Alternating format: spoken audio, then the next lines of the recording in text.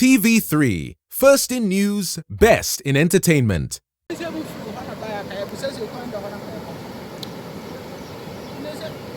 is Wa-Nadowli-Lawra Road after Yizere, and this is the current situation. The bridge has been cut off, the road severely eroded. Vehicles from Wa-Nadowli going to Lawra, or vehicles from Nandom, Lawra coming through the Babli Road, you can pass through. Yeah, as you can see, the deep gully. This is a third road, and it has been washed off completely.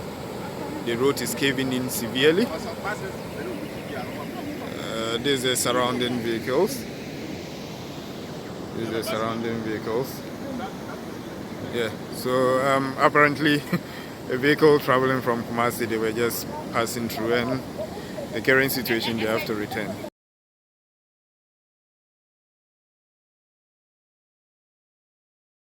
TV3, first in news, best in entertainment.